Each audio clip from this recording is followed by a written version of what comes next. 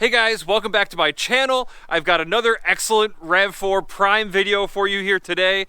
As you know, if you follow my channel, I talk about the Rav4 Prime here a lot. And my goal with all of these videos is just to help educate you guys about the car, show you some tips and tricks, some accessories, some cool stuff you can do to it.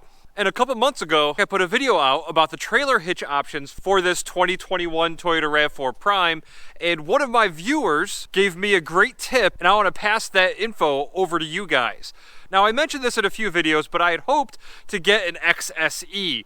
Again, if you follow my channel, you know I just have the SE, which is the more basic trim level, and the XSE includes a rear kick switch for the rear door, but the SE does not. I was hoping to find one that maybe I could open it up, play with it a little bit, see what the differences are.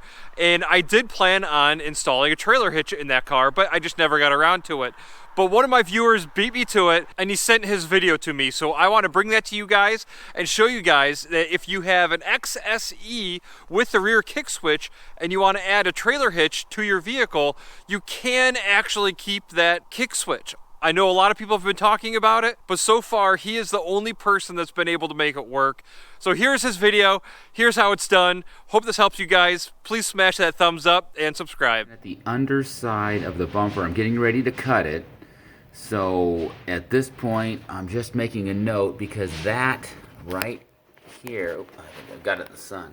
Okay, so right here, they want you to take this connector off and then take all of this. This right here is the kick sensor all the way across there.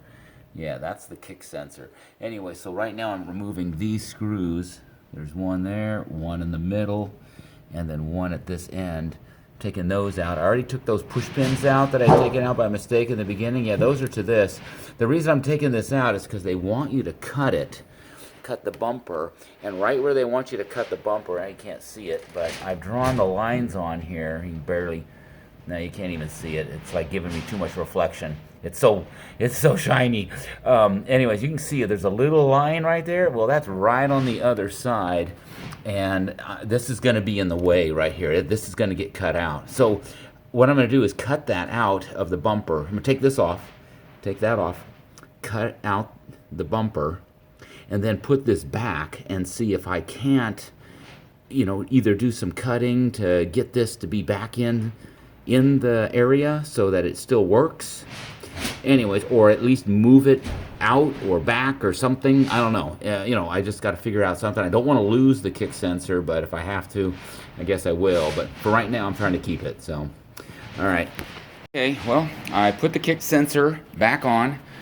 And as you can see, there it is. There's your opening. I'm going to flip it over in just a second, but there's your opening. I put the screw. There's a screw right there. Put it back in to hold it in place. Put the push pins back in, so they're in. There's the other push pin. So that's what's holding it in right there. And then the other screw, but you can see this screw, there's nothing behind it, so nothing you can do there.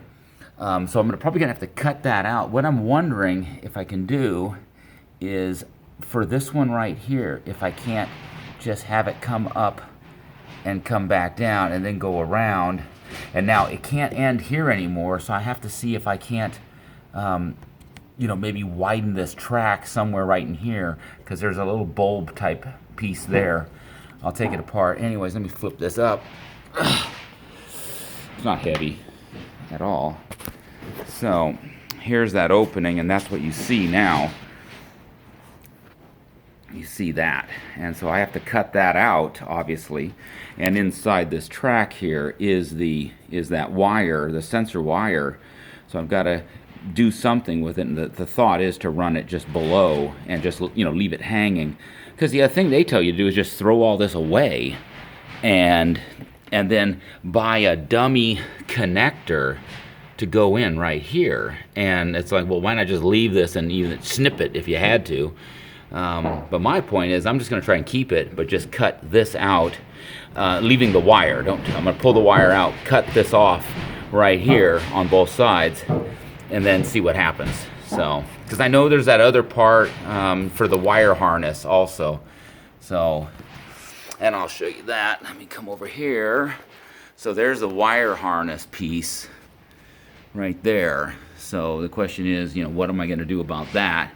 Is that going to get in the way also? I don't think so, because that's behind the bumper, I think a little bit further, and so it shouldn't get in the way, but that's what I got to find out. So I'm going to go ahead and cut that section out, and then see how it fits.